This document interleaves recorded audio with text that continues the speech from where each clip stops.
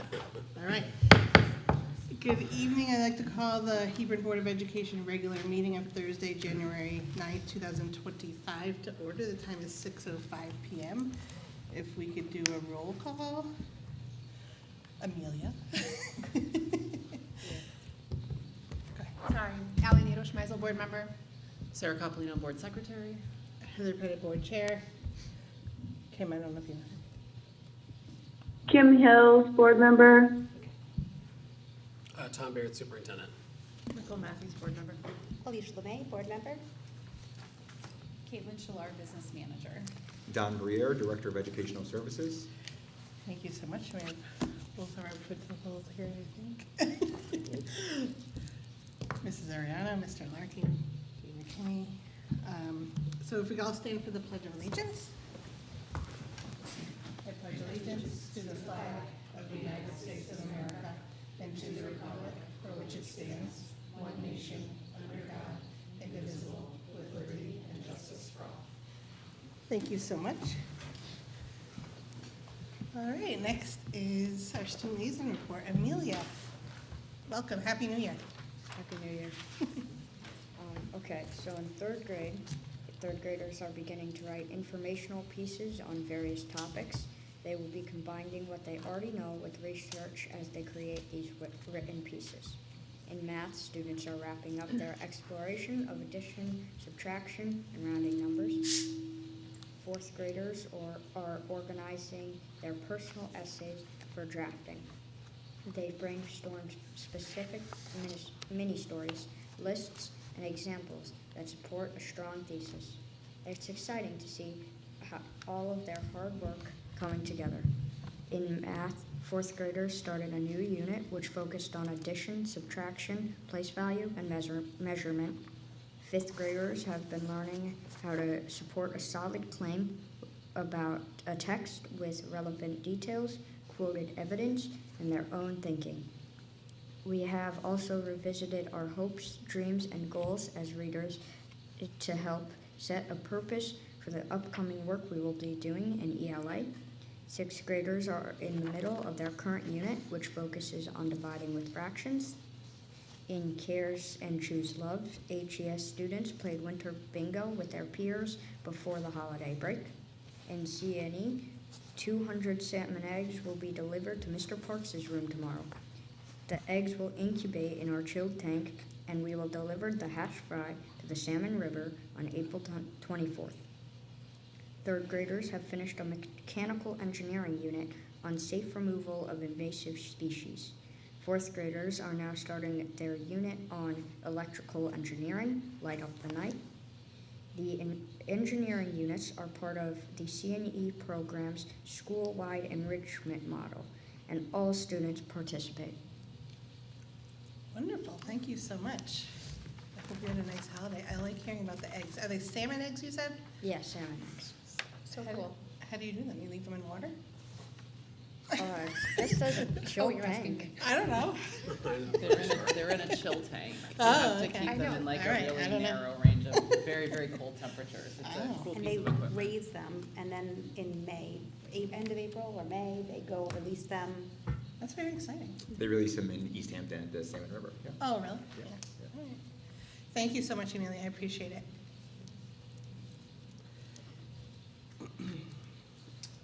All right, Dr. Baird, presentation discussion regarding the 2025-26 school year budget.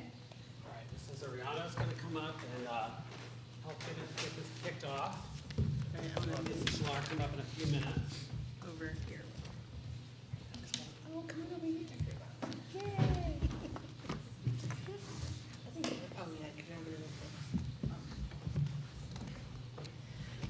by myself. Amy.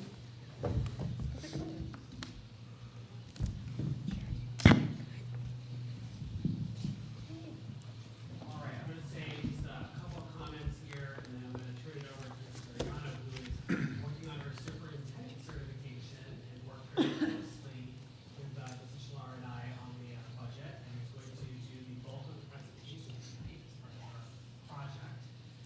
But the 2025-2026 budget is a budget where we designed to maintain current programming and class sizes,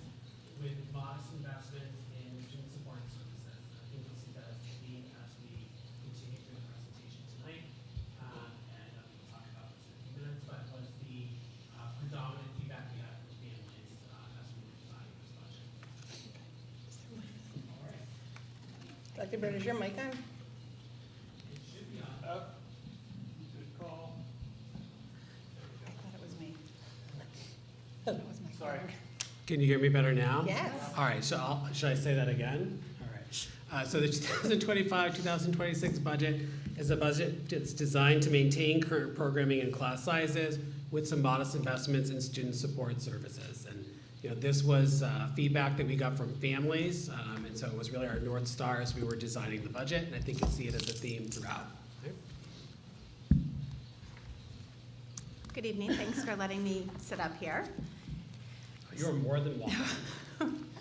So the power of the budget. So you will see that the budget was created with an effort to continue the work that we've already begun per the district advancement plan. So it is built with the intent to meet the current enrollment demands and class size requirements, to continue the strong student intervention systems that we have in place and support programs that we have for academics, continue the mental health supports transitioning, which is going to be moving from the state grant, which is no longer going to support that through the grant dollars, and that will be moved to local funding. And we'll talk a little bit more about the continued need we see from our children in that area. With an effort to continue the curriculum development and professional learning that we know as we've implemented a lot of new content and research that has been and will continue to be incredibly important. Continue to fund technology purposes to keep pace with the usage, and then our capital improvement plan requests are in place to support the roofing, the HVAC, and the playscape needs at HES. So we have certainly seen the return of the investment in the budgets that we have, that you have supported and we've been able to put in place over the past years. We continue to see low levels of magnet school enrollment, which of course saves taxpayer dollars with those students coming to school here. We continue to have strong and positive culture and climate within our schools, which is the foundation for everything.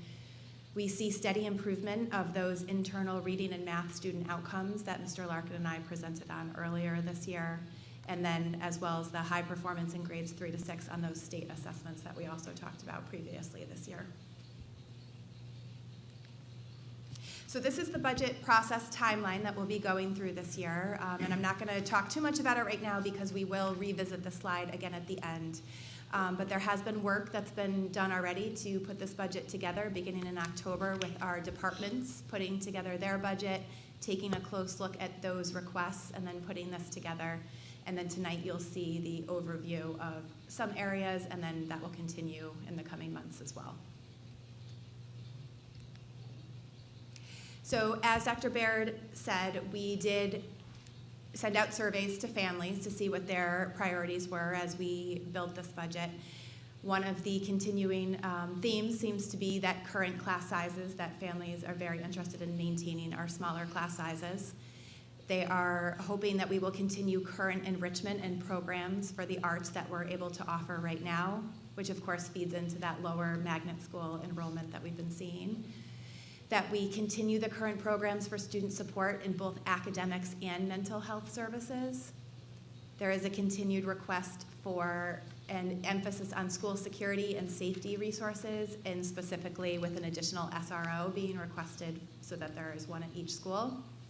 And then lots of families are communicating their desire for support around our facilities, specifically with HVAC improvements.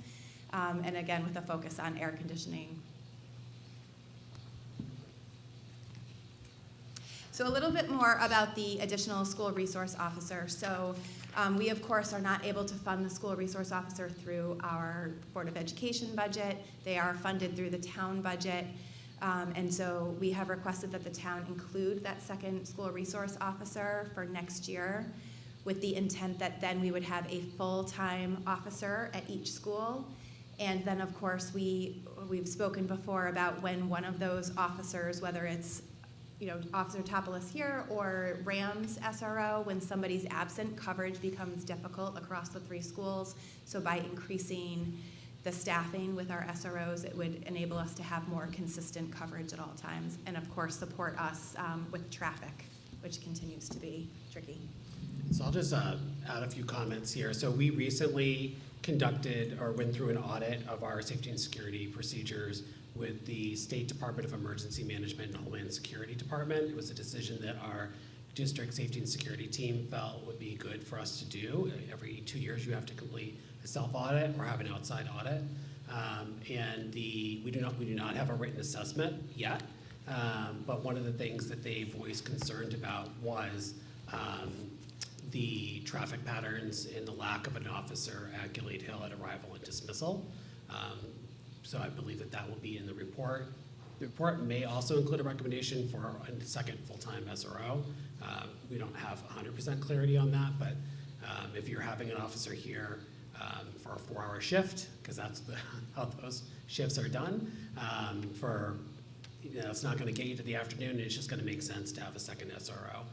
So I did communicate that initial feedback from Bill Turley to the town manager, so that he is aware of that request. Great. So in building the budget, these were the goals and assumptions that were in place as it was built. So definitely prioritizing maintaining the current programming, the current class sizes, smaller class sizes, and the services we're able to offer to students. That we're, of course, looking to put it together at the lowest reasonable increase possible. That we need to fulfill all union contracts. There is no preschool tuition increase budgeted in here at this point. And then assuming a stability in the current special education outplacements for next year without using non-lapsing funds.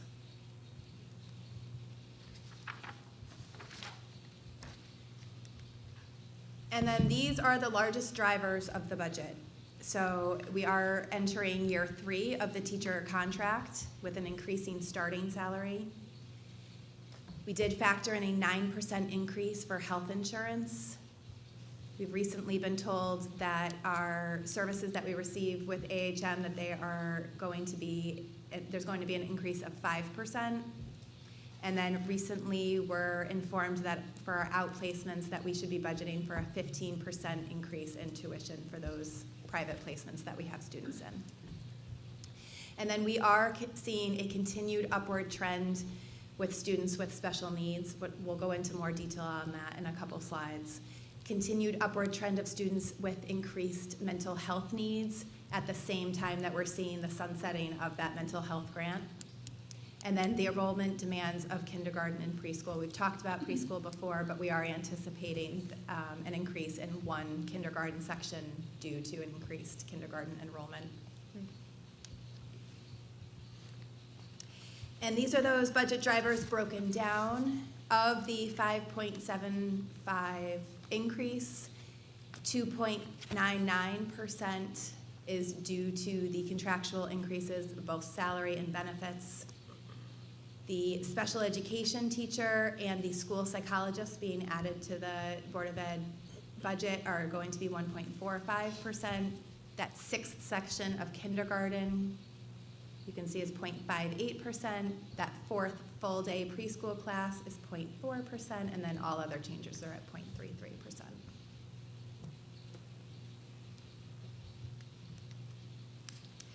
So enrollment and staffing, we will talk more about as each school does their overview. We are projected to have about 720 total students, which is 34 more students than where we are currently. Most of those students are in kindergarten and preschool. 17 of those students are that 4th full-day preschool classroom. Mm-hmm. We are budgeting for one additional section in kindergarten and that one additional section in preschool. Of course, we don't know how kindergarten will play out. We're anticipating, previously, those numbers have been pretty accurate. Last year, we came in below, but last year we were only pulling from 3/4 of the year because of the change in birth date. This year, we go back to pulling from a full calendar year, so we would anticipate they'll be pretty close, but it's hard to be sure, and we've got the kindergarten waiver that's in play now too, so we are budgeting for that 6th kindergarten classroom. And the projection's kind of right on the line. Right on the line. Yep. Traditionally has been. Yep. And then there's that one additional special education teacher that we're proposing to meet the needs of those increased student needs, which we'll talk a little bit more about here, and then no other significant staffing changes. These are the proposed sections broken down by enrollment. You also have this in your budget book. You can see that 6th kindergarten class in there, and it putting us at 88. 90 students is the kind of cutoff where we exceed Board of Ed guidelines, and typically those 2 students end up coming.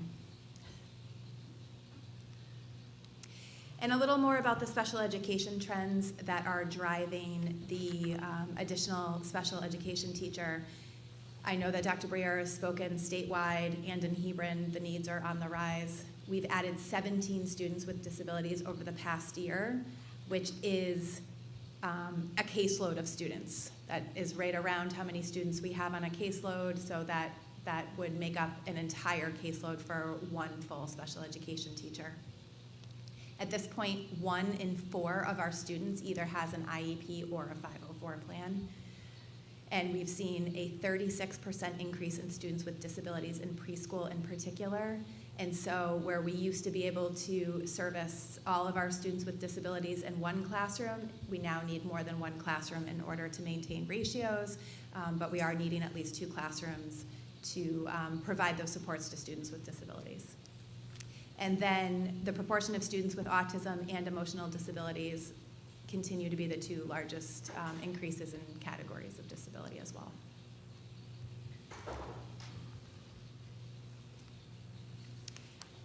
So here we are revisiting the timeline again. So in a couple minutes, we'll be taking an overview of the personnel, superintendent, special ed, and then the 2 schools budgets. And then when we reconvene in February, we'll go over the other departments. And then in March is when we will go through the line item review and begin to finalize that proposal. So basically, we're gonna follow the exact same schedule we used last year to submit our budget to the town. So you'll need to submit a preliminary budget on February 13th. So you will be taking a vote on the 13th, but you may not choose to make any changes at that point because you'll be doing more work in March. That's when we'll really get into the nitty-gritty. We'll also have the gift of time, you know, a couple more months going by. We'll just have more information as to make some of these decisions. One thing we wanted to feel confident about after tonight, though, was around that special education teacher. So be thinking about that as we continue the presentation tonight. Obviously, like, nothing is done until the referendum is passed and like we make any final adjustments that are needed. But if we're not feeling that the special education teacher is a high priority within the 5.75% increase, we should talk about that tonight, because we'll be moving forward with the, moving from 4 days to 5 days in the preschool lottery. So to change course later is doable, but it's disruptive. So just be thinking about that, because I'll sort of ask for a pulse of the board as we're getting down to or when we wrap the budget discussion up for tonight. It's not a commitment 100% by any stretch, but just want to get your feelings about that. And in particular, Dr. Briere will be presenting and talking to those special ed numbers in more detail in a few minutes. Okay. All right, so Mrs. Shalar can come on up because she might get some questions as we go here.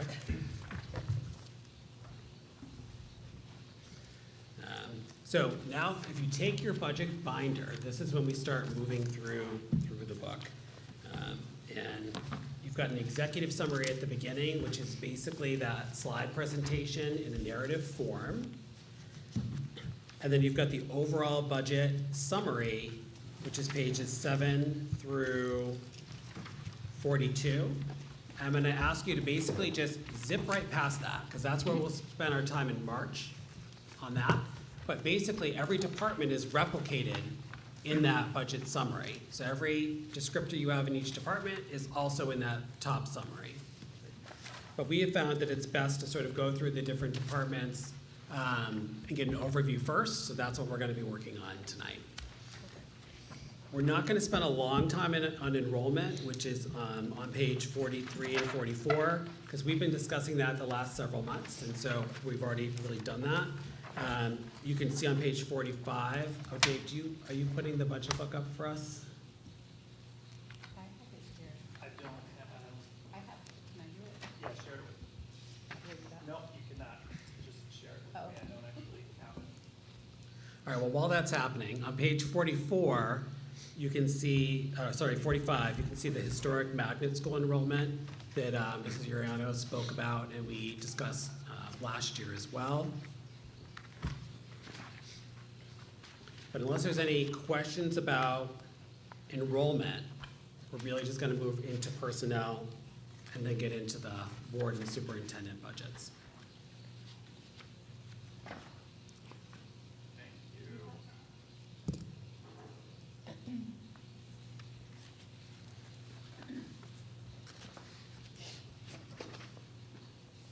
All right, David, if you could go to page 48, I think that's where we'll kind of begin here.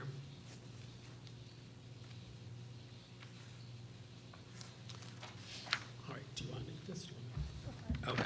So, this is a slide that's been helpful for people in the past where you can see the staffing changes, and of course, the different departments will go into this in a lot more detail, but this is where it is all summarized, and you can see that the total staffing changes are a net 5.3 additional staff. And remember, we have about 34 more students that we are budgeting for. But you can see between the two schools at Gilead Hill, at the bottom line there is a 5.1 total FTE increase. So most of the FTE increase is at Gilead Hill School, and then a 0.2 increase over at HES. And within that summary you had at the beginning where it had contractual increases are 2.99.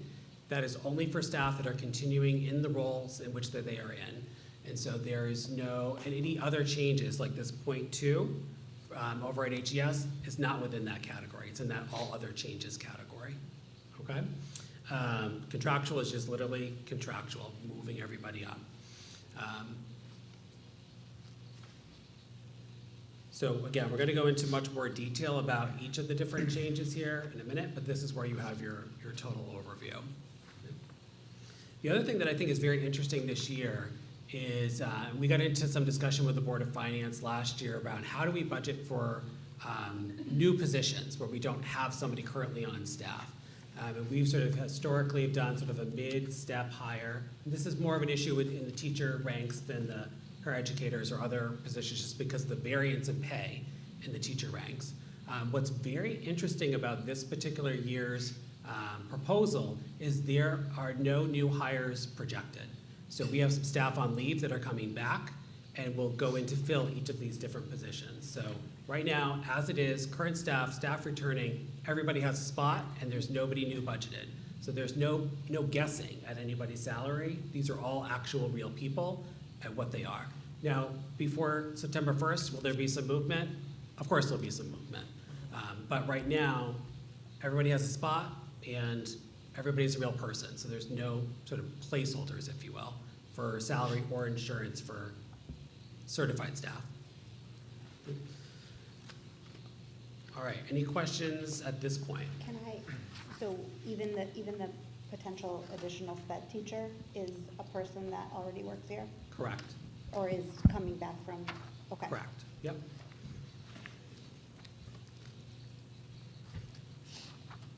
All right, so now we're going to move into the board superintendent and curriculum and instruction department.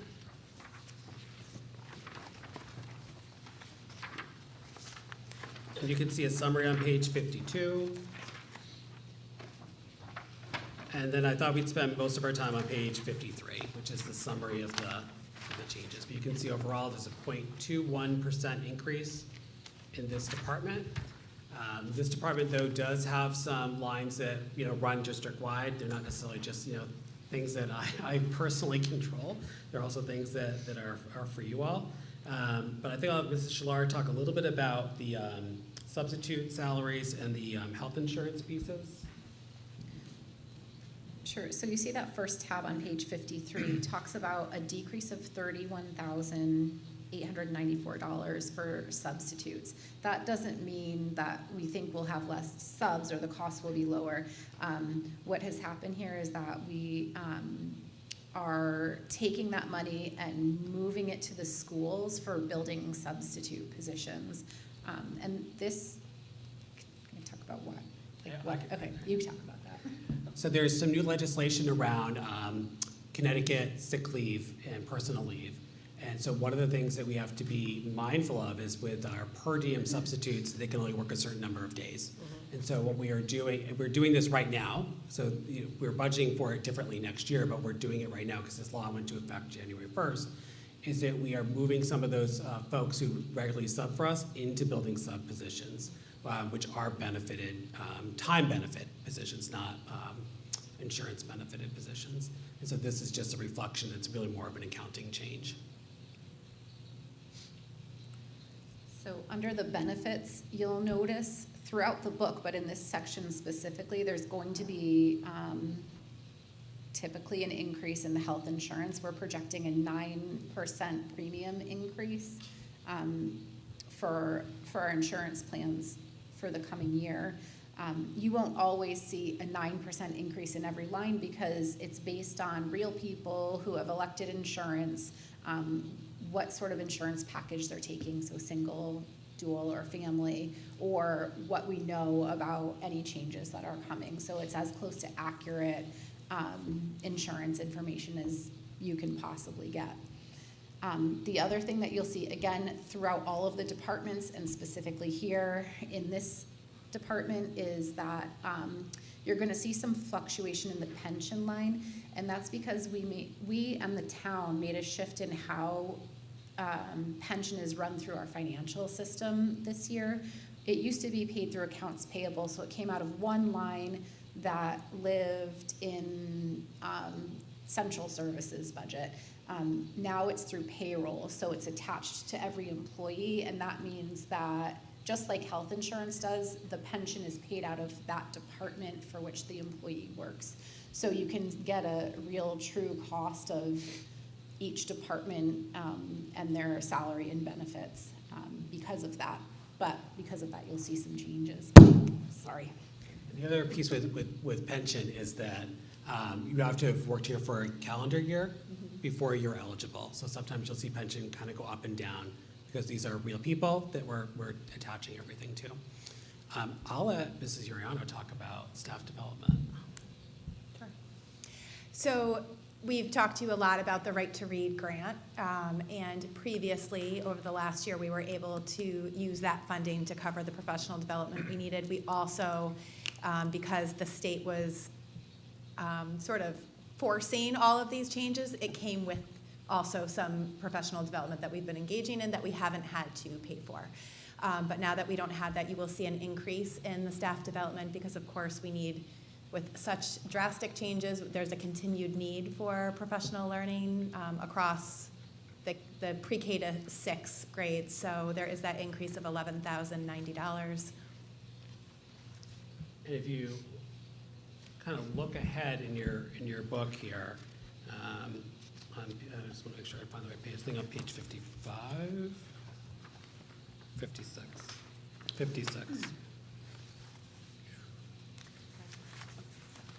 Oh yeah, very last line. So on page 55, the very last line is our sort of look back on staff development.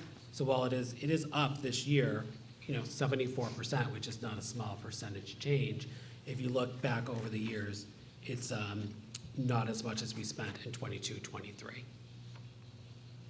So it's sort of returning back to similar levels that we have funded in the past. And that concludes my department, which I'll just, again, note, only had a 0.21% increase overall. Dr. Bear, can I ask you one quick question before Yes. we move on?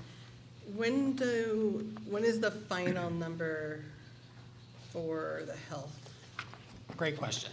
So we will continue to meet as the Health Consortium over the next several months. We set our actual renewal rate in March.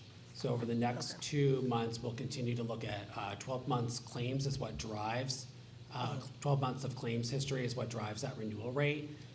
And so I'm hopeful it'll go down. I don't know that I'm hopeful that it's going to go down significantly. If you were asking me to guess, I think that we're going to end around 8, but it's a guess. Okay. We next meet next week, and so if there's a change, I'll certainly send an email out to the board to let you know. All right, great, thank you. And next up is Dr. Briere.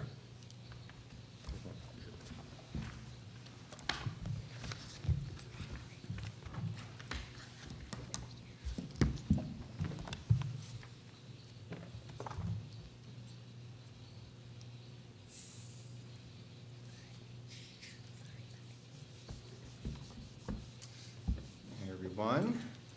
Let's transition to special education. So slide 57 brings us into the special education department.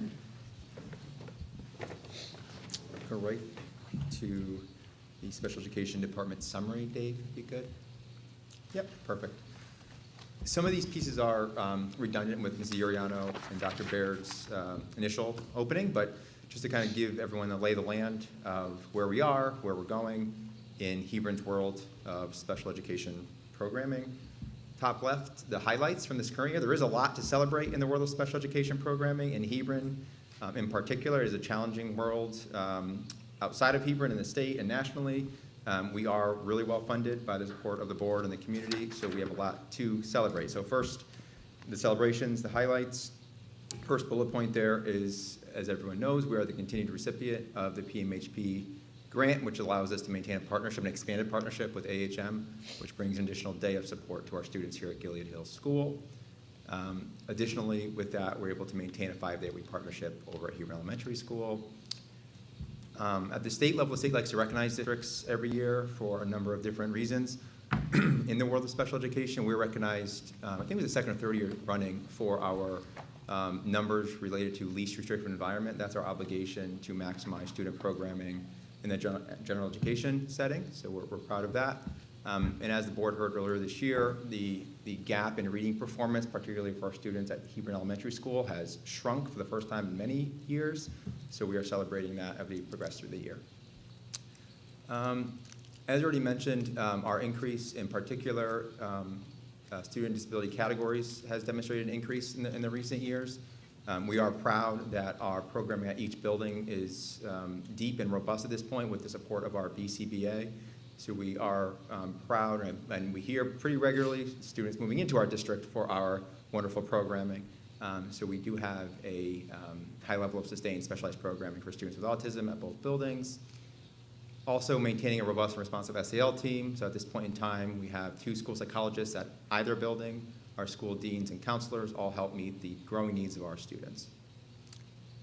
This year, we're continuing to highlight the maintenance of our speech and language pathologists from the support of the board last year to meet the continued sustained need at both buildings.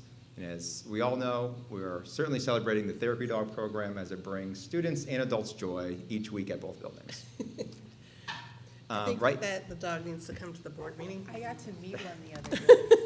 Yeah, Sheena, or yeah? Yeah. A minimum of photographs are coming your way in April, so maybe a visit. Top right are future needs. So this is where we think we are with the pulse of special education today, and where do we project it going moving forward. First and foremost, maintenance and expansion of our autism-specific supports in district is not a different theme that we're seeing outside of our district, so we certainly want to at least maintain our current supports related to that work. That means maintenance of our board-certified behavior analysts, that's our BCBA, our specialized case managers in this work, and our behavior technicians, who are individuals who support students' programming with specific background and expertise in this exact work. We currently enroll 20 students with autism district-wide. As a comparison point, that is up since 2021, which it was at 9. So it's more than a double figure there for us to look at. Similarly, and in response to the community priority of SEL support for our students, we would look to maintain a robust social emotional support across the district, in particular our school psychological services. I'll speak a little bit about this at this point in time, just so there's an awareness. We were the fortunate recipients of a competitive grant not so long ago. It was a 3-year grant that brought with us an opportunity to expand and double our school psychologist team. At the timing couldn't have been better. That need is sustained, if not ever increasing. However, that grant funding is going away. So you'll see one of the drivers of this department's budget is the request to maintain our current team, as the numbers of students' needs are certainly as high, and I would argue higher, than they were 3 years ago when that grant began. So it's that bullet point. Also, case manager expansion. I'll talk a bit more about this on the below narrative, but Dr. Barrett already alluded to, and Mrs. Uriano alluded to. The increased prevalence rate in the district is not, again, uncommon across the trend of the state. We were at 14.2, so prevalence numbers, meaning easy math. We have 100 students. How many students qualify under the federal law for specialized programming under an individualized education program? So for us, it was stagnant for a while at around 12.5%, 13%. Last year, we saw it jump up to 14.2%. we are now at 16.3%. You'll see that down below in the narrative. That's a concern for our capacity to support specialized programming when we're talking about caseloads that exceed some class sizes. It's just an interesting irony to kind of to sit with for a minute.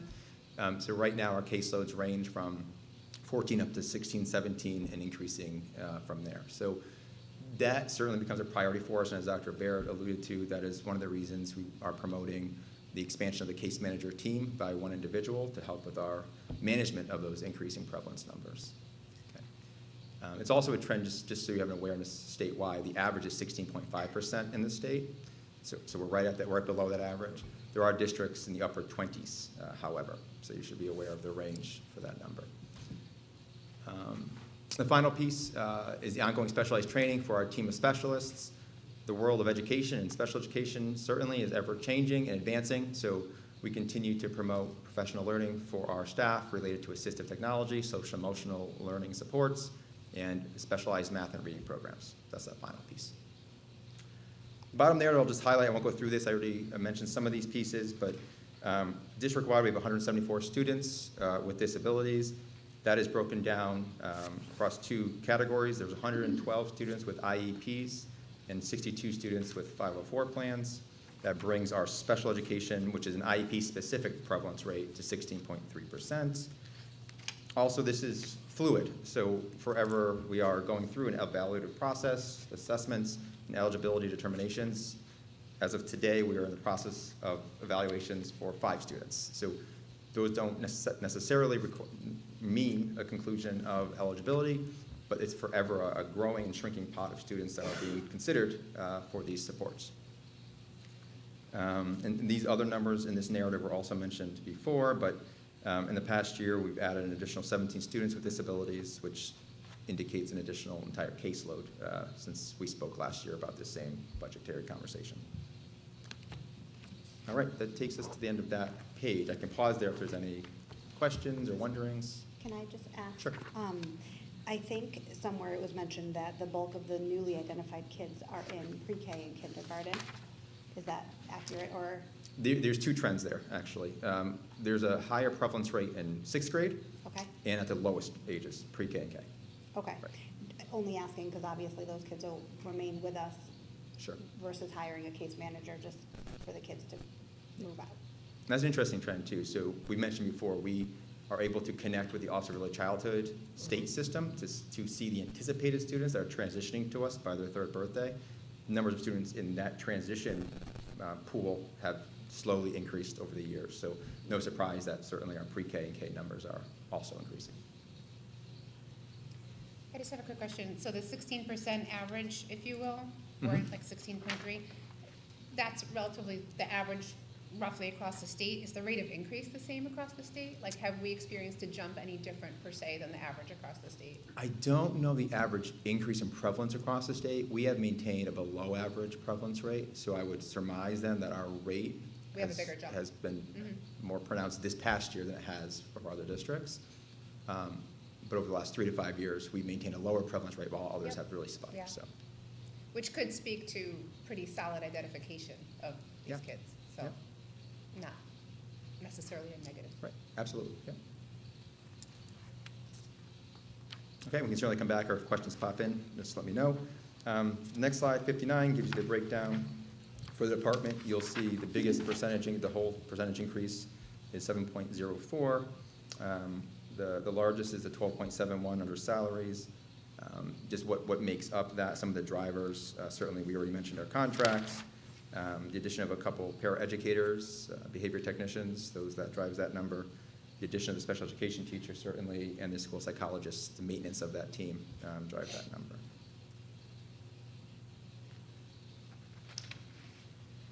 Slide 60 is the next one. I'll just bring to light some of the highlights. Okay. I'll just highlight some of the pieces in this page, and feel free to jump in. But under salaries, there's a decrease of $18,342 for a recent retirement. As you move through some of the highlights, there's an increase for the special education teacher of $60,989. To maintain the school psychologists, that comes at a $117,485 figure. And that is after some creative brainstorming on the part of Caitlin and Dr. Baird and myself around what to do with that pie. If our priority is to maintain our school psychologist team, we looked at our discretionary grants, IDEA, as well as our local funding priorities to try to do the best we possibly could to make this number as low as possible to maintain that team. We are decreasing our speech and language pathologists by $35,180. That is that 0.4 FTE position that we had advocated for the last couple of years to maintain. This is one of those drivers that we certainly would like to see in the budget, but it was right below the cusp, right below the threshold amongst every other priority. I will say the need is still there. Certainly I was in conversations today with our speech and language pathologists. This is not a need that has been dismissed. It has been a high benefit. However, with all these major drivers to this budget, that was one of those pieces that currently resembles a reduction because we are proposing to remove that 0.4 position. Okay. Paraeducators, you'll see the increase there as well. And I'll just jump down to a couple other highlights here. Purchase services, tuitions for special education, we already mentioned a net decrease of $55,503. Again, at this point in the year, we anticipate a maintenance of our 3 outplaced students. We had budgeted for 4 students, so when you consider all elements inclusive of excess cost, increasing tuitions from some of our partners, that is the savings we would see there.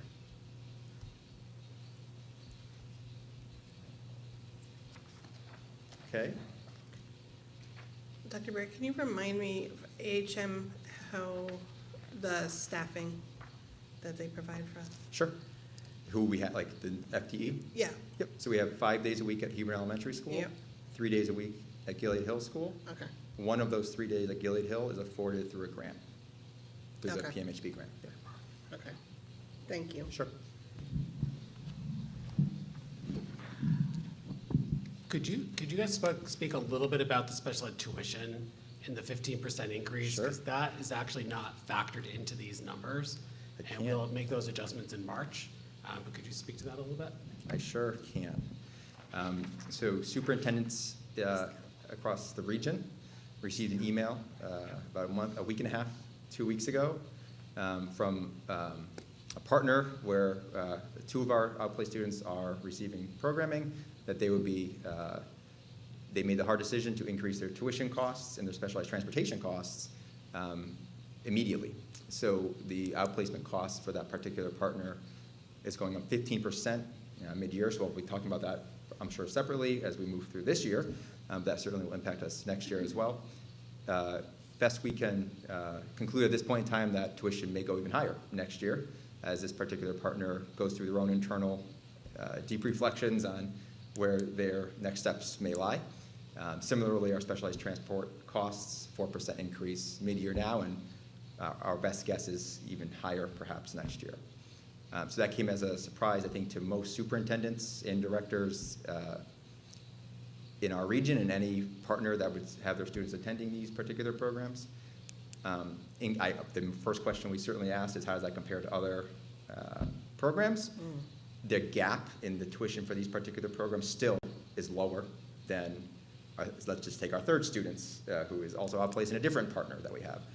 Still lower than that tuition. So I think these particular groups of partners did some reflecting and decided and determined that they were undercharging, I suppose, and they had to make their own internal decisions, and we all received that message not so long ago and went on a call recently to hear what we could about this increase and what it means for all districts that are partnered with this organization.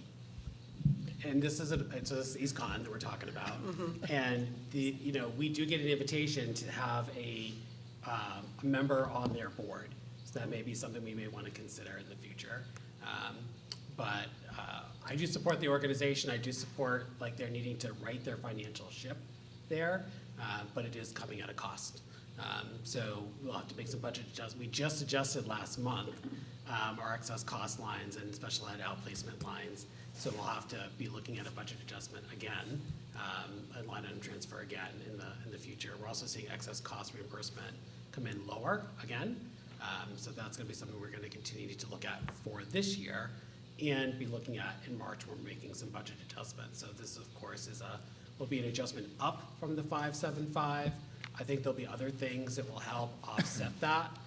So I still think in March we'll probably be bringing the number down overall, even with that special ed outplacement cost, but it is going to be a factor. Go ahead, sir. Are you saying that the cost to outpost at EastCon, even with the 15% increase, is still lower than those services You being got it. provided Mhm. with a different provider? Right. Okay, so that's still like the best one. Best program for these students and still lower cost. Okay. Yep. Okay. Can Are I- they giving any kind of confirmation that this is the pricing for the next? How long are they this? committed to it? Right, so if they're increasing in the mid-year, which I know is a little bit unusual, right, in mid-school It's year. very unusual. Yes. Yeah. I'll say that out loud. Because, districts, all districts have already had their budgets in place based Yeah. on the numbers that they were given. So that is my question, like, as we look forward to next year, are they saying, we made this increase in January, it's going to, In the past, they've told us to budget a 3% increase. And when we attended a meeting where they discussed their challenges in more detail.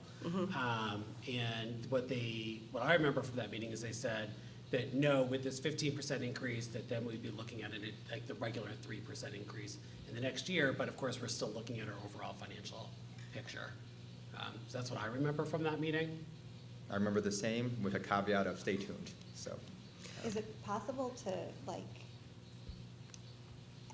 ask them to commit to not doing, I mean, I'm just thinking most people sign contracts or, Yes, you know. they do. And I'm just wondering if, to avoid that happening next year, we could say, all right, we recognize that we have to do this now, but we can't have this conversation again in January of 2026? Well, so the other option they have is they can just do a special assessment under state statute that we would have no say over.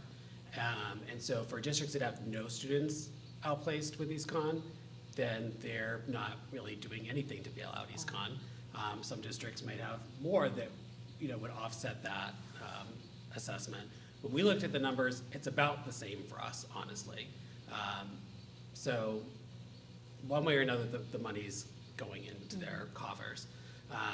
They've run through a multi-million-dollar reserve over the last 7 years. I think they've not broken even. And so with the budget that they now have implemented as of January 1, it's a break-even budget, is what we've been told.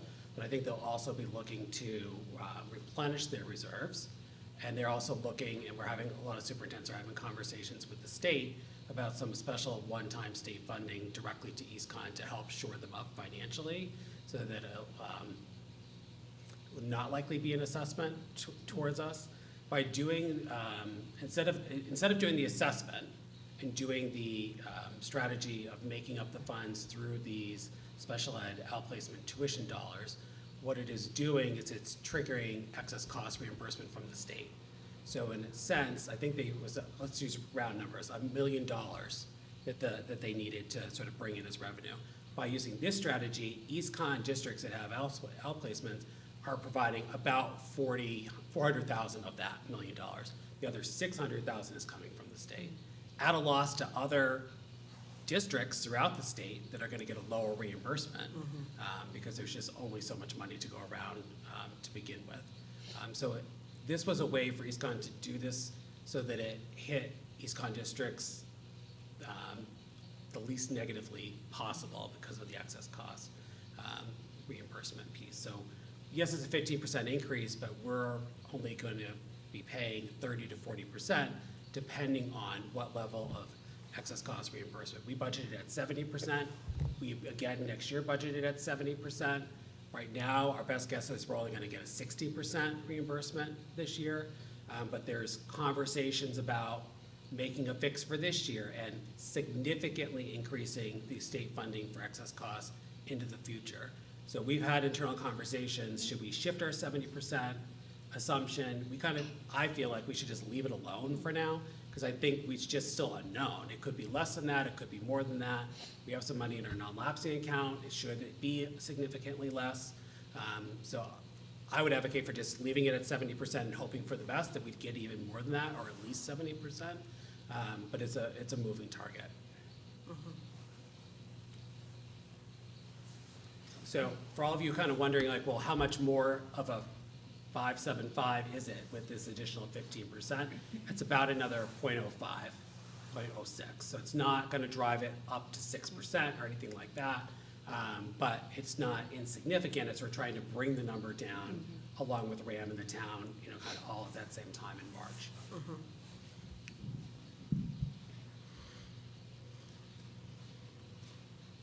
There's any other special education department questions for now? Otherwise, I will hand it off to Mrs. Uriano. I don't believe so. Kim, do you have any questions? I just want to make sure.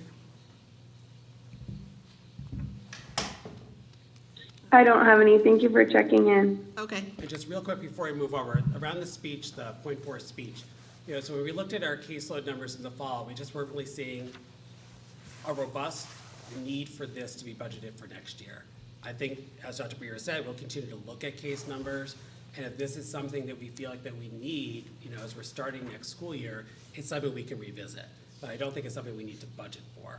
But so we'll continue to look at those needs, but if we're sitting in the fall saying, like, nope, we can't make our caseloads, then we could look to fill that position later. It's not so high of a cost that I think that we need to be stressed out about, do we budget for it or do we not? And there could be some room within IDEA or some other places to then find the funding to move it forward. Or again, you have your non-lapsing account if we really are feeling like we don't have the grant funds to move it forward.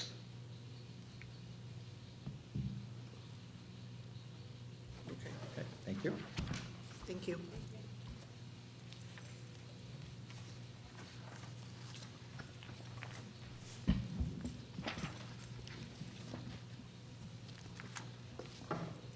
Okay, so Gilead Hill is going to bring us to page 72. Sorry, I'm going to go back 2 pages to 70. Sorry about that, Mr. McKinney.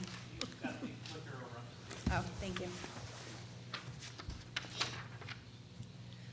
Okay, so under our summary, we only have a handful of main bullets, but I'm sort of feeling like I should have made the font much bigger because they are very hefty bullets. So we do feel like we have a lot to celebrate. That NIAC set of portfolios that we put together in preparing for the visit and hosting the visit were huge undertakings. We're feeling very proud about that.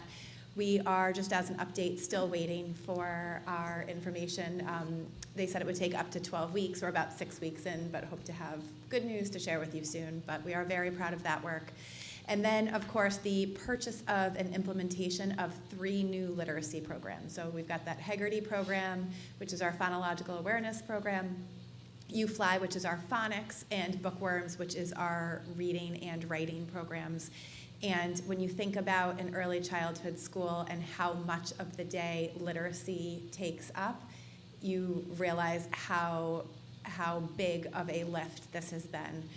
Everything from purchasing those items, identifying what we needed, and of course there's all that professional development that goes with those things that our teachers have been working diligently on, and we are fully implementing each of those items at this point. And so we just continue to engage in professional learning. Some of those things that we've been doing also has been that collaboration with Andover and Marlborough that we've been able to put together for the first time in as long as I can remember, and I've been here a long time. All 3 of our districts are doing the same program, which has allowed us to learn from each other. They are scheduled to come visit us next Friday as well to do some more collaborative work. But that's been huge as well, but just a lot to be proud of there. And then when it comes to future needs, of course, a lot of our needs overlap with what Dr. Breer was just talking about, and there is also a separate tab for preschool. But we will continue to need professional learning around those literacy programs because it will continue to be something that we need to support in our teachers and as the needs of our students change. There will be the need to sustain those materials in literacy. So the grant funded a lot of that, but even as we increase sections of grade levels, we will need to purchase those materials as our enrollment increases. I will say that we were able to plan ahead for increased kindergartens. We were able to use grant funding, so we're all set for next year. But as those materials, things like whiteboards are incredibly expensive, and the students are using whiteboards multiple times a day for each of these programs. So whiteboards will need to be replenished. Whiteboard markers will need to be replenished, and those are incredibly expensive. And then we have done such significant work in literacy, but as we talked to you about when we were going over our achievement data, math needs a critical eye from us. So one of the things that we've got in the budget is some funding for purchasing of pilot materials so that we can take a look at the updated Bridges units, which is what we're using now, and also look at illustrative math, which is what they're using in the upper grades, just to see if a change would better support our needs. But that funding is in the budget for next year so that we can start exploring what that might look like. So if you flip to the next page, page 71, that is the number breakdown of those budget items. And then you'll see a couple of significant increases that if you flip the next page are explained in detail, and I'm going to go over a few of those. So one of the biggest increases you will see there is in property, and that comes from the addition of the preschool classroom. So with NIAC standards, there are certain requirements of certain types of furniture you need to have, certain types of chairs, certain types of centers. So a significant portion of that is for the furniture and materials for the preschool classroom.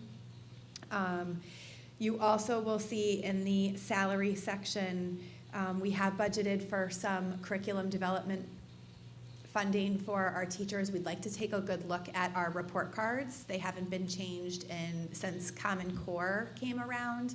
And we're feeling like, especially with the new way that we're teaching literacy, we could really take a good look at those standards. And we'll be sending a survey out to families shortly to gather some feedback from them about how report cards are feeling for them, if they feel like they're communicating what they need to. But we'd like to do some work this summer in updating our report cards.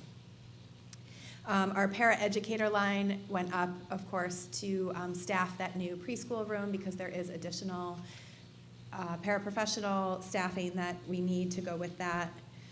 And then down lower under supplies, you can also see an increase for about $4,600 to add those supplies. So again, with NIAC standards, there are certain rules around types of puzzles, types of books, types of fine motor activities. So that will allow for the purchasing for that preschool classroom.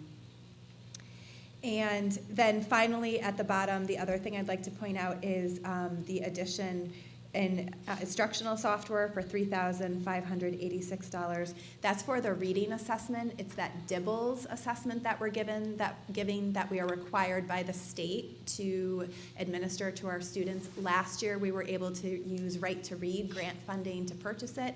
Now that we've exhausted that Right to Read grant, it needs to go back into the general fund. So any questions about Gilead Hill?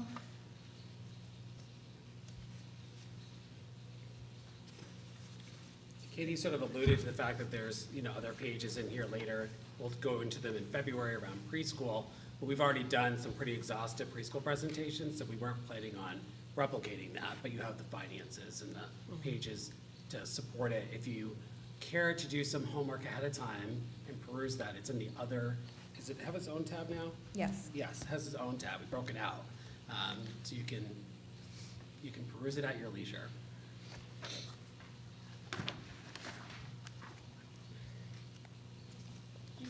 Curriculum development increased by $4,500. Is that included as, did you say it included as part of salary? Curriculum development is in salaries, Okay. yes. Yeah, if you look at the budget detail page 73, that line is about 2/3 of the way down. Oh, okay.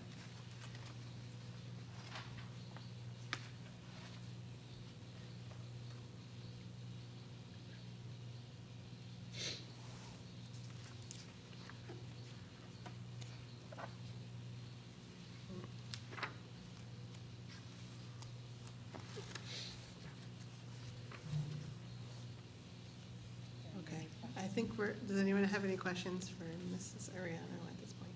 No. Thank you. All right, I'll hand it over to Mr. Larkin.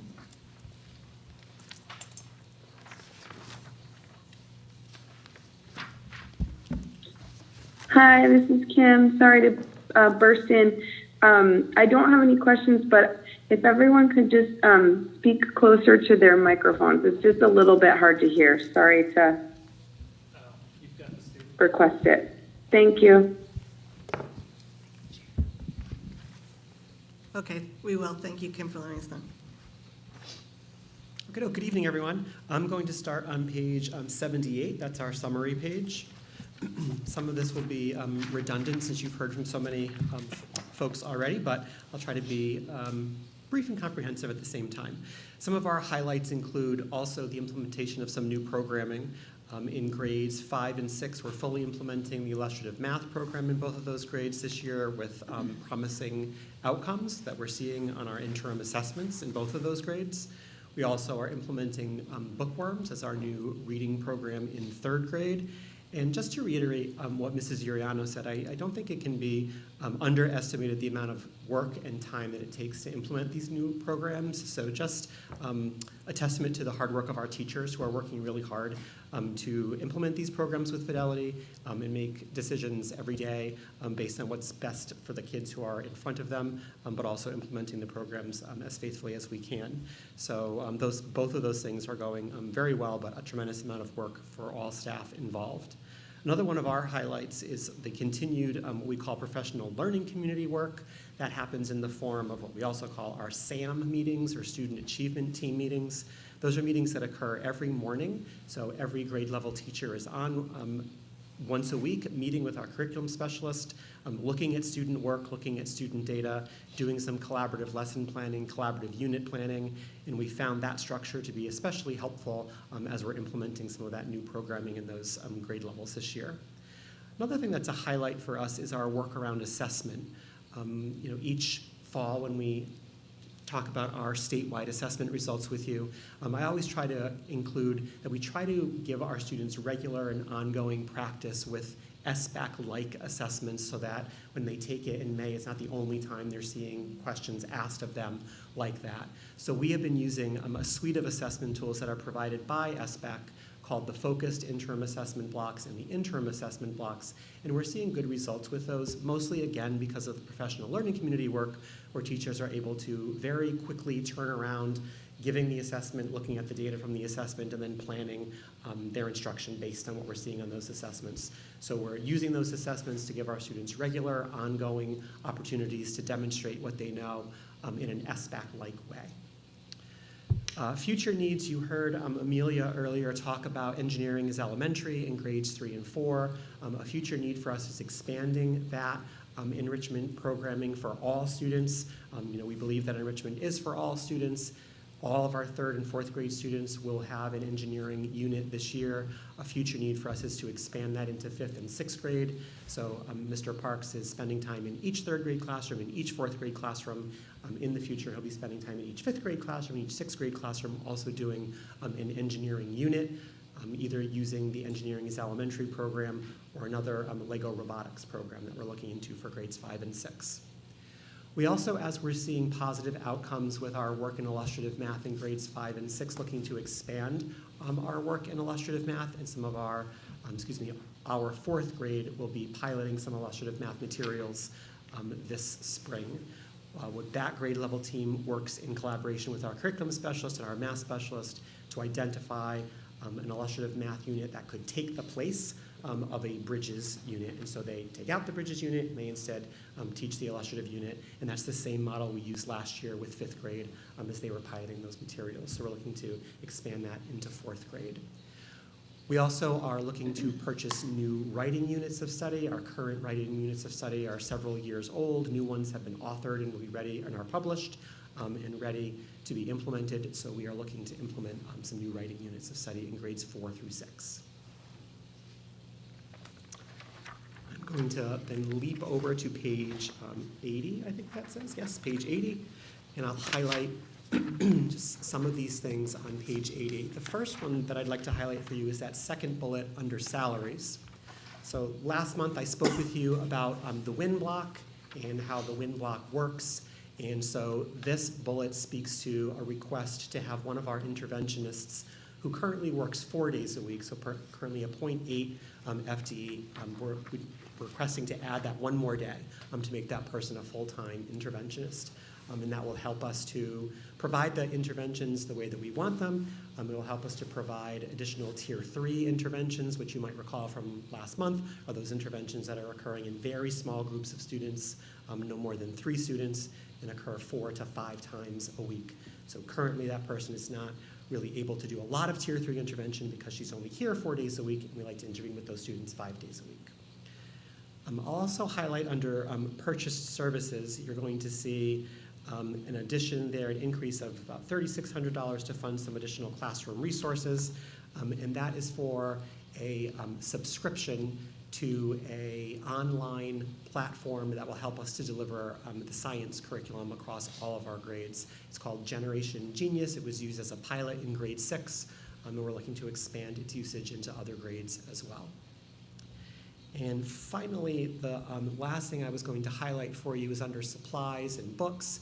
You see a large increase there for new writing curriculum materials. This actually might be a good news bullet because we're looking at using some current year funds, supply funds to pre-purchase some of that. So as this process unfolds in the weeks and months to come, that might be an area of savings in the overall budget.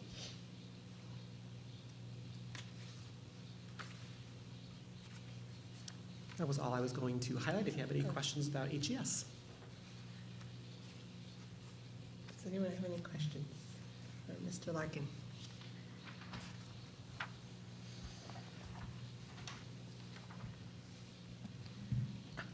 Doesn't look like it at this time. Thank you so Thank you. much.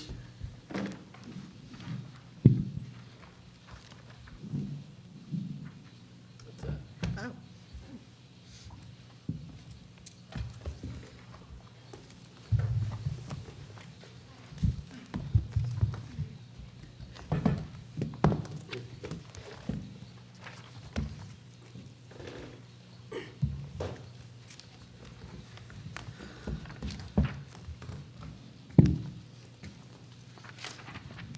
So as we did last year, we provided an overview of about half of the departments, a little bit more than half of the departments, so that some time to let that digest, and then we'll continue with the overviews next time for the second half.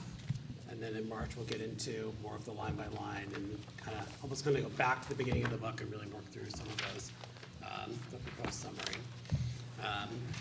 Again, I just wanted to get a little bit of sense around people's feeling about the special education teachers specifically. It's hard for me to see that data around student need and not feel strongly that we need to include that position for next year. I'm seeing some head nods, so. Yeah, we could speak to it. I don't think, we need to vote at this time, but I Correct. certainly Yeah, know yeah. that, it would be helpful to you to know that. I'm happy to start. I agree, those increases in special education are concerning, given that we need to make sure we have adequate staff for our students and our student needs. So I am fine with having that in the budget. I agree. I agree. So we'll be, we'll be communicating that to families as we're going through with the lottery process, that we're moving to the 4 days to 5 days with the additional special education teacher who's going to help us to be able to do that. I think we're just seeing a 36% increase in special ed needs in preschool. It speaks to the need of having someone who's really focused on case management. And so that obviously is somewhat offset by some additional tuition dollars because we're then charging tuition for a 5th day for the half-day program. Right. Yep. Yeah, All the right. need is there. It's important. Well, and I think if we didn't do it, then we would end up with costs to students or to the budget. That could have long term. exceeded. If Right. Yes. we Right. chose to not budget for that now, I think Yes. we're making a fiscally responsible choice by planning for it. Right. Yeah, it's an investment, for sure. Right. All right, before we move on, does anyone have any other questions at this time for Dr. Baird around the budget presentation? I don't have any questions. I just wanted to say that I also support keeping that special education teacher in the budget planning process. Okay, great, thank you. Just, kind of glossed over it a little bit, but 575 is significantly lower than we began the process last year. We were, I think, in the 7s and headed into 6s, so we're already beginning much lower than that. We're seeing a little bit of what is happening across the state, but we're kind of in the early group, so don't take anything to the bank. But last year, across the state, we saw an average around 5%. It was 5.02 last year. And right now, again, it's only like 12, 15 districts, so it's a very small sample. We're seeing lower than that, but not that much lower than that. So we're definitely still seeing the need across the state. Significantly impacting budgets is special education costs, and you're seeing that at the state. They've created a special ed subcommittee of the education committee. And so there's going to be a lot of discussion about special ed across the state this year and in Hartford. Yes. Yeah. Well, thank you, Dr. Baird and Mr. Larkin, Dr. Briere, Mrs. Ariano, for your presentation and for answering our questions and for going through the budget. I appreciate it. Next on the agenda is public comment. The Hebron Board of Education values the public comment period as it represents an opportunity for members of the public to express their views to the board on matters within the board's authority. Procedurally, public comments will be limited to 3 minutes per person, and citizens will be asked to identify themselves. All comments must be directed to the board and not to any individual board member or individual member of the administration. The board and administration will not respond to questions or engage in dialogue during the public comment period. The board and administration will determine when and how to address questions that arise during the public comment period. So with that, is there any public comment at this time? All right, seeing none. Thank you. We'll move on to the approval of minutes. So I just asked for a motion to approve the regular meeting minutes of December 19th, 2024 as presented. I can make a motion. Thank you. Is there a second? Second. Is there a second? All right, is there any discussion? All right, all in favor? Aye. Aye. Thank you. Opposed? Abstentions? Okay, motion passes unanimously. We also have the policy committee meeting minutes. We didn't have a quorum for that committee, so I will just, as the chair of the policy committee, accept the minutes as presented.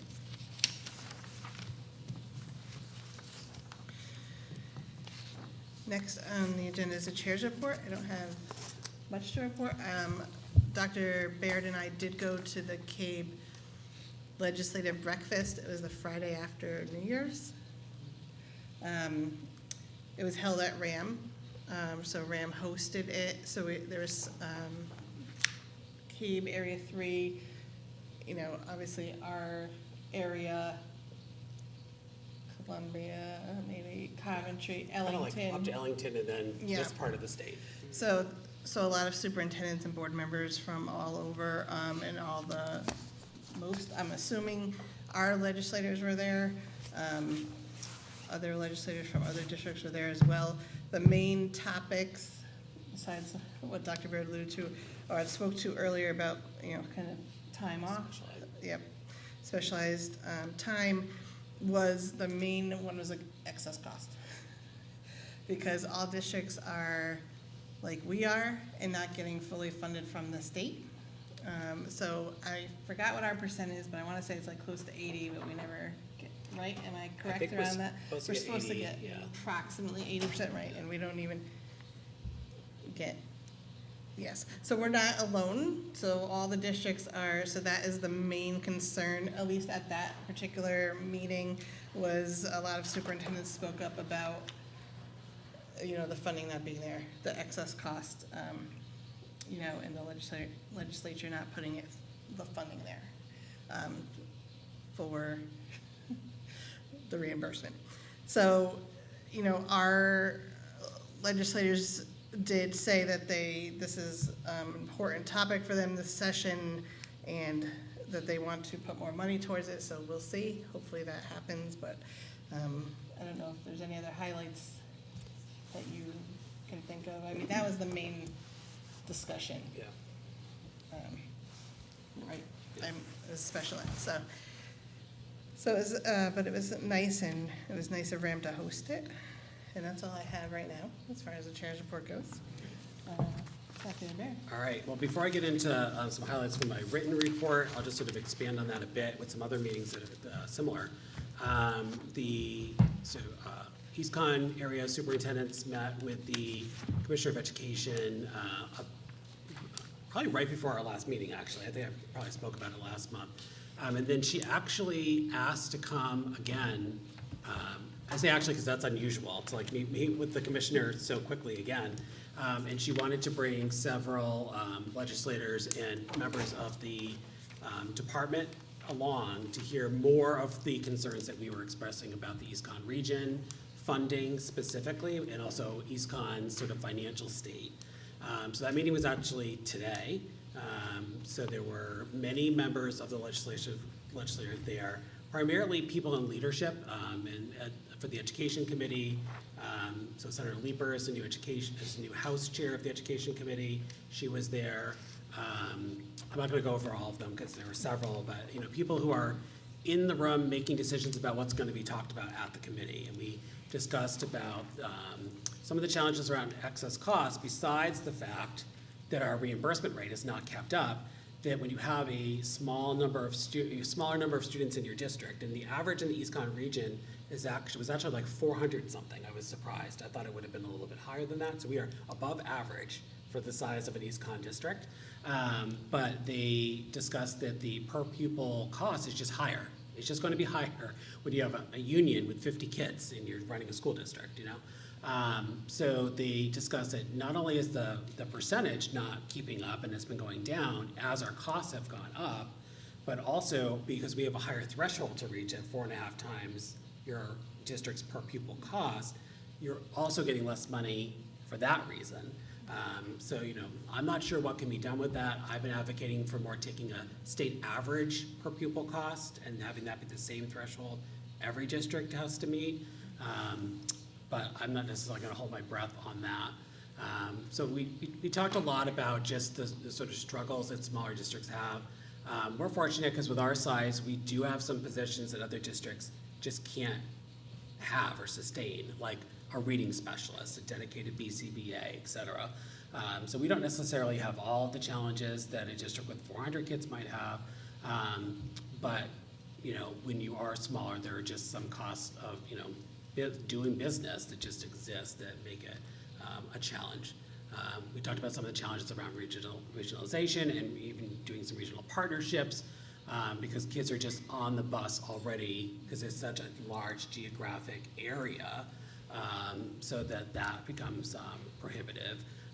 So besides excess costs, one of the other things we're really advocating for, again, around special education is to have some seed money to do in-district level services that when you're a smaller district, you just can't feasibly do, and you're going to then look at an outplacement. We do a good job with our internal programming to keep some of those students that may otherwise need to go out, so they're in their least restrictive environment. But it would be great to be able to partner with some other districts to look at creating a more robust program that just is not financially feasible for a smaller district. We're also space limited. We just don't have room in our schools to pull something like that off. But if there was some seed money to get a program off the ground with another district or with East Con specifically, you know, that would be something we would certainly want to entertain as for us. So, you know, that's a hope, is some grant programs out there to begin offering some different types of in-district programs that could be good for our students. The other thing we've been talking about in terms of special education is just the due process. If somebody is not happy with, you know, your services, you know, there's different legal standards in Connecticut compared to other states that puts the district at a huge disadvantage. And so there's a financial incentive to settle or perhaps agree to an outplacement. This has not been the case here, but in other districts, you might agree to an outplacement that you don't necessarily agree is the right placement, but to go through the due process complaint is going to be more expensive, if you can believe that. So, you know, there's some different advocacy to look at how Connecticut is doing some of the due process components and be more like almost every other state in the country when it comes to the legal burden of proof and who's bringing a claim and some of those kind of matters. So a lot of conversations are happening, and I feel like people are listening. And I'm excited about our new chair of the Education Committee, so I'm going to continue to have positive thoughts with that. And then getting to my regular report here, you know, I'm just going to highlight a couple of things because we really just met like 8 working days ago or so. But we're still awaiting word on the special town meeting to fund the roofing and abatement and fireproofing, all of that work for the Gilead Hill project, that once you start the roofing project, there's a lot. And so we're still waiting word on when that meeting will be scheduled. Mr. McKinney and Mrs. Billy and I met with Richard Steiner on Wednesday to really talk about, because I'm concerned about the timeline for that project, the roofing project here at Gilead, because it is significant because of all those other pieces I just mentioned. So there's a short window of time in the summer to get all that done. It wouldn't make any sense to move the calendar to try to accommodate that, because we've got another project right then the next summer at Hebron and maybe HVAC work happening too. So every summer we're going to be having some pretty significant projects for the foreseeable future. So we just sort of really talked about what realistically can get done by what time, and how do we need to move our facility staff between both buildings in order to be able to reopen both of our buildings on time. I don't think it's possible, and Richard would agree, did agree. You're not going to have everything done for that project when you reopen school. There's just too much work that needs to happen. So all of the pieces that are safety related and structure related, those will be done as a priority. There'll be cosmetic work that will need to be done in the evening or on the weekends throughout the fall to finish that project, because it is just such a significant project and will have a significant price tag. So we will certainly continue to keep you updated with that. We have a building committee meeting next Monday to continue those conversations. The second phase of the state-required indoor air quality, the HVAC inspection, is actually now complete. We have the reports. We sent them along to the building committee, or Richard, who shared them with the building committee, and that'll help as we continue to look and plan for HVAC improvements. No surprises there. Things are not great. We know that things are not great in the world of HVAC. And we also are now finalizing the agreement, the purchase order to move forward that modernization of the heating control systems for the line item you transferred at your last meeting. So we are, if not signed a purchase order, we are very close to doing that. That will also create some savings in the budget for next year. We'll talk about this more in March, because the service contract for that company is significantly less than Siemens, which is the current vendor that we use for our HVAC maintenance contract, so there'll be some savings there. So we'll talk more about that in March. And then the last thing around technology and facilities I wanted to mention is, even though facilities has been keeping Mr. McKinney very, very busy, there's still been work in technology moving along as well. And so they installed 5 new interactive whiteboards over winter break. So while we were all enjoying the holidays and an extended time away from work, he was here with the team installing some new whiteboards. Those were all grant funded. So thank you. Thank you for your work on that. And then the last 2 items on here, the Region 8 districts are collaborating to schedule an assembly/field trip to RAM for 6th graders. To participate. It will be for 6th through 12th graders up at RAM around internet and social media safety, which is an important topic. We're also looking to have an evening session for families. More information to come. Probably the last week of February is the date that I think we're landing on. So again, more information to come. And the Friday update probably from Mr. Larkin is where you'll see that. And lastly, our increasing educator diversity plan that I shared with you previously. I think we resubmitted it in September. We got word, I can't remember when, but since our last meeting, that it was approved. So, Oh, great. with no additional changes needed. So that is a celebration.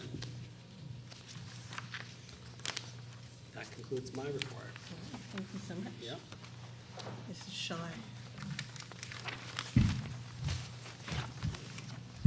I know you don't believe it, but I'm going to be very brief tonight. It's on a sticky note. Oh, all right. It's brief, but I want to celebrate a couple of things in our student activities account from this past month. Between the two schools, $983.82 was collected for the CCMC Pajama Day, and that donation went off to them last month, so great work for the schools. Gilead Hill School also received a donation for their student activities account from Donald and Sue Power, so we thank them for that donation. That is it for student activities. For food services, I really don't have any major changes in the projections that I discussed with you last month. I'm still keeping obviously a close eye on things and continuing to work with our food service manager and our food service director on ways to increase revenue and decrease expenses. I do have in your transfer request, what I had discussed last time is $22,000 to transfer into the line in the budget, which would offset the deficit that we're projecting for the food services program. So you'll have a vote on that later during my report. In preschool tuition, no major changes right now, but we are working on following up with some families around preschool tuition. There has been some movement, so students have moved out of the state and there's a vacancy and somebody else is coming in, and other things that are affecting tuition, which ultimately will affect the general funds. So we might need to move it's a small amount of money, it might be about $3,000 next month. That might be a transfer where we're moving some money to support a little bit more of the preschool program due to some decreases in our anticipated tuition collection. But nothing this month. We just want to make sure that we get a little bit more firm numbers before we do that. In the general fund section of my report, it does mention the EastCon tuition and transportation increase and the excess cost decrease that we have already kind of talked about in our budget presentation earlier, so I won't go any further into that. But you do have a short transfer request document today. The two areas where we're looking to move funds into is our substitute costs. So it is a larger number, $30,000 we're looking to move into our substitute lines, just looking at where we are in the year and the transfer requests. It has a blue heading and it's about a third of a page long. It's after all of my financial reports. It's the last thing. Just before the policies. Just before the policies. All right, thanks. Sorry. Sorry about that. So looking to move about $30,000 into the substitute line. Mostly that, and that has nothing to do with our attendance has actually increased across the district. This has to do with two things: fill rates for our subs. So we're doing better at filling vacancies, which is a great thing. And also onboarding new staff with our paraeducators. So they're, when we are looking to hire new staff and that staff requires some credentialing in order to come on board as a paraeducator, and they're working through that to better, put themselves in a better situation to be able to take on paraeducator roles and things.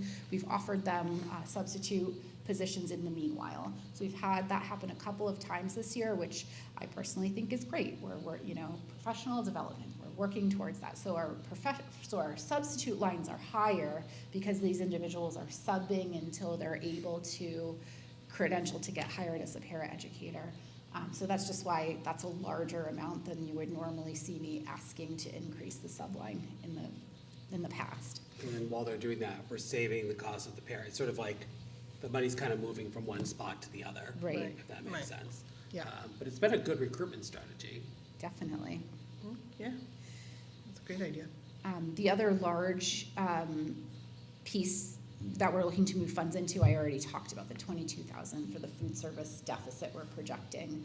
There's already 7,500 in that line. We would need another 22,000. Again, I'll continue to keep an eye on it. And where have we found funds, right, to cover those two deficits?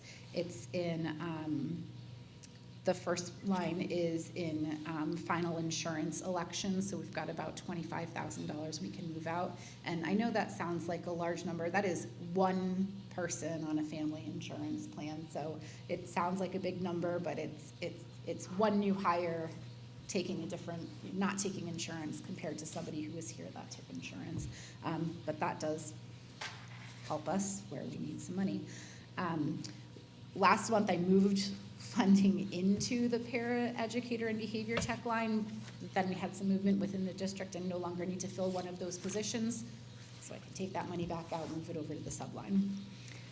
And there's about $10,000 in the FICA line that we won't need, and that's, just because of some decreases in other salary costs, the FICA costs kind of align with that. And I haven't touched the FICA line yet this year, so there is a balance there. So that kind of describes all of the movement there.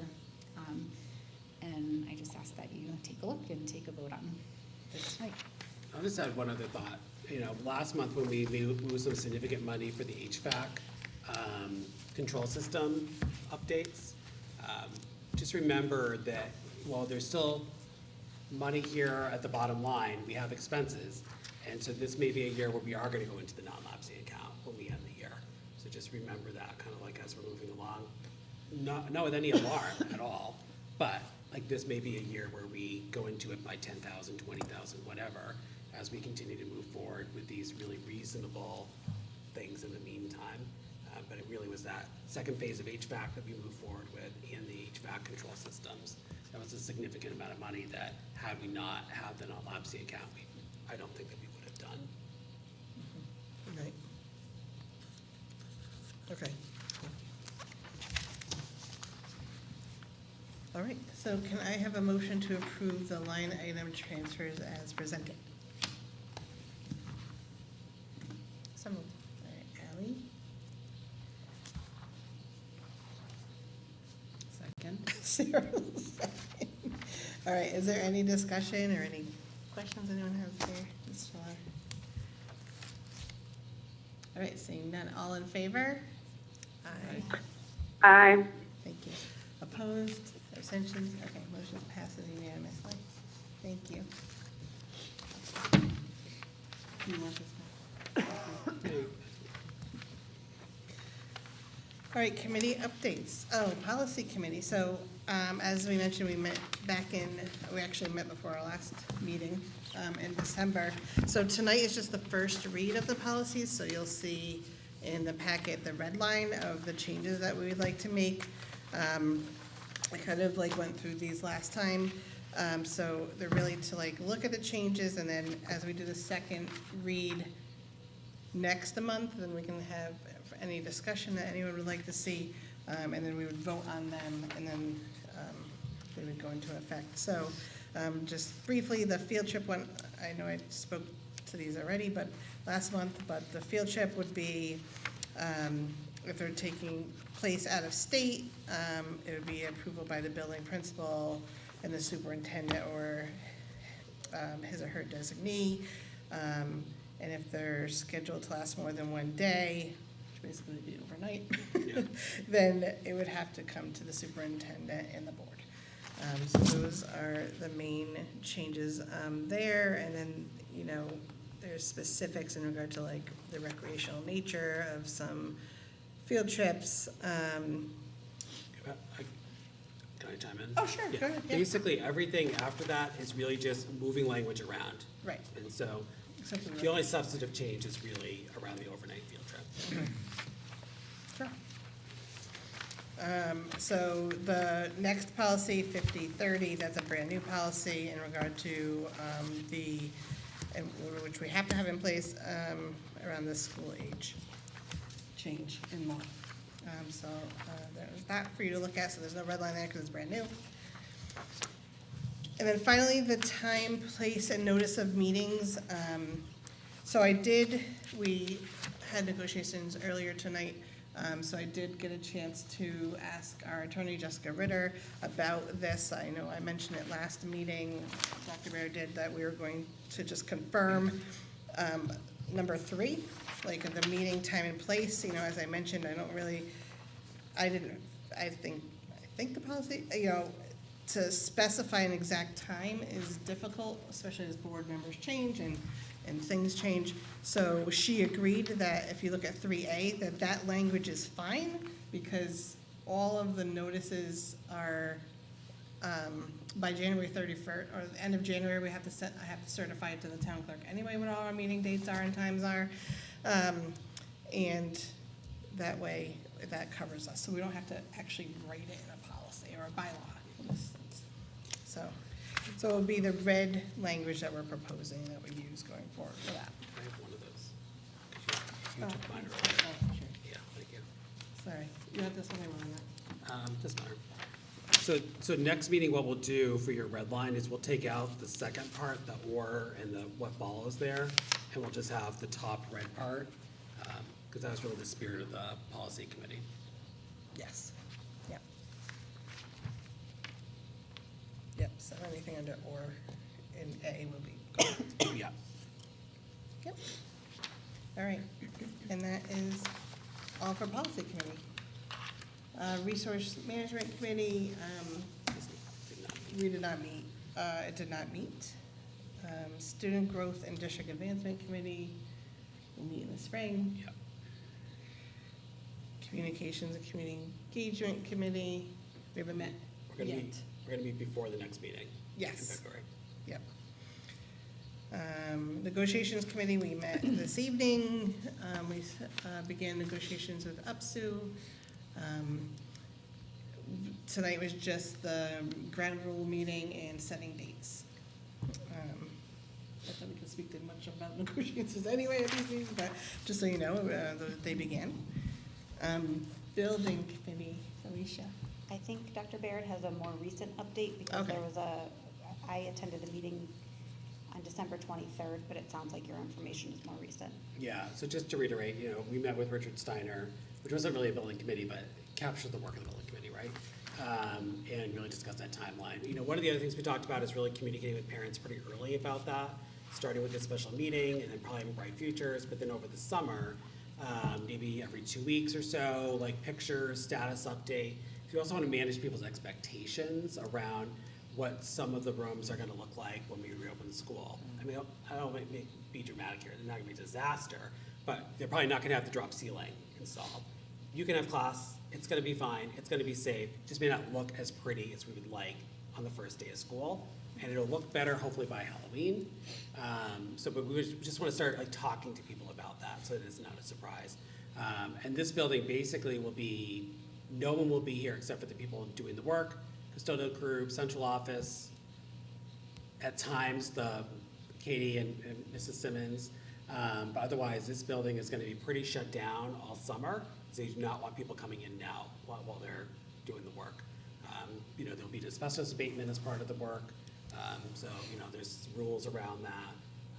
So it's going to be a pretty significant project. And we need to secure the town funding first before we Right. know we're doing it. Which I don't know.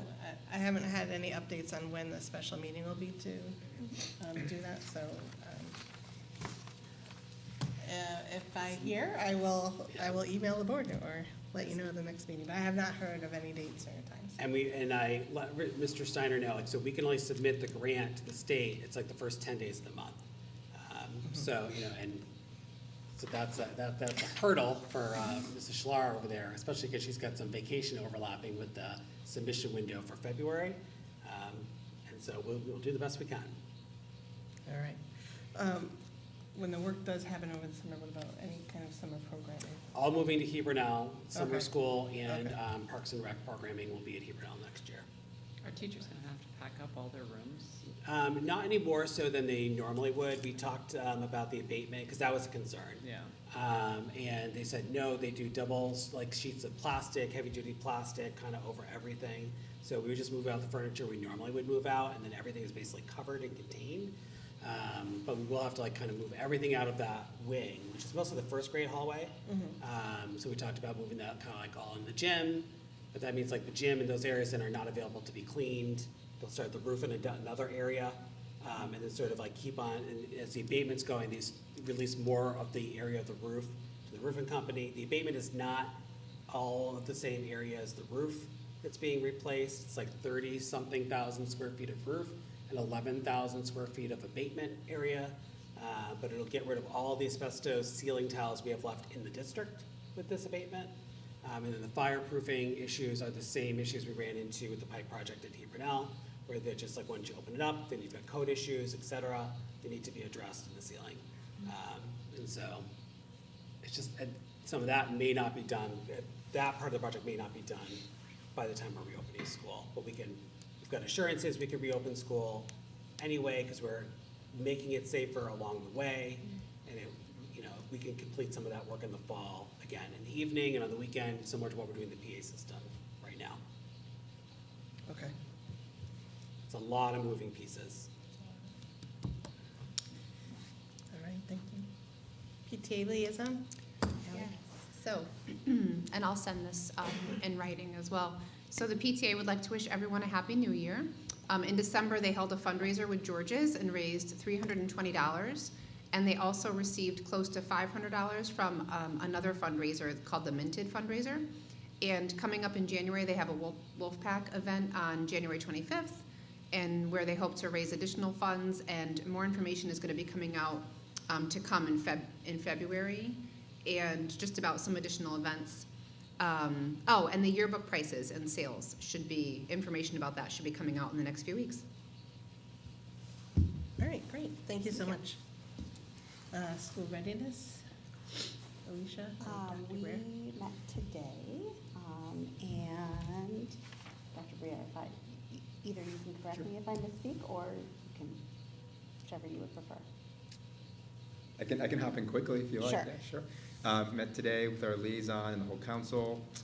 Updates from all the partners, AHM, Parks and Rec Department, Library were all in attendance, which was great to see everyone on the call. No major updates to report on yet. We reported last time, 2 months ago, that there are changing funding structures from Office of Early Childhood coming. So we're looking for updated information still, as is our liaison. Yeah. So we've been guaranteed the same level of funding for next year.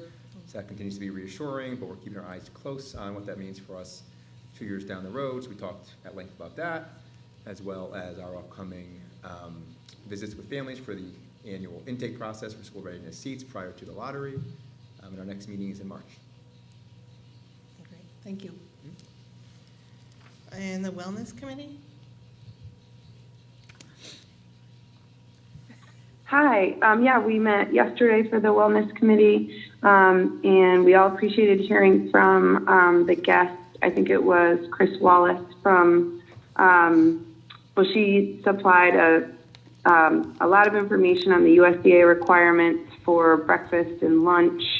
So there was a robust conversation on getting good energy for kiddos while following all the requirements of the USDA. So we all appreciated learning more and hearing from her. And we'll just continue the conversation and kind of do some experimenting with menu items and pricing in February. And to be continued, a few items, conversations around CPR training, collaboration with RAM. And Allie and Don, what did I miss?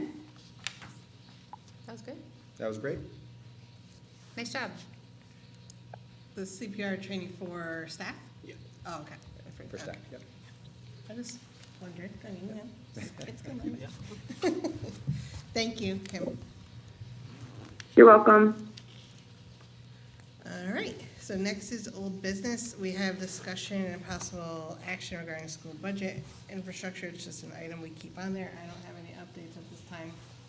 Everybody- Nope. No, We- okay. I mean, the only update, sort of budget related, since we have some of our town contingent here, is that we had asked the town manager to include the cost of a study that would need to be done to look at cost of new build versus renovate as new versus continued capital improvement approach to the school facilities. So I look forward to seeing that in the town budget. Me too. Thank you. New business. Is there any items that anyone would like to see? Obviously, we have the budget for February, so that covers Yeah. many items, if not all, in some way or another. But is there any other items anyone would like to see on the agenda? No. All right, board member comments? Anyone with any comments? Okay, seeing none. Can I have a motion to adjourn at 7:52 PM? Motion. Nikki, is there a second? Second. Alicia seconds. All right, any discussion? All in favor? Aye. Opposed, abstentions. All right, we are adjourned. Thank you so much. And just keep bringing your budget books. Oh, right.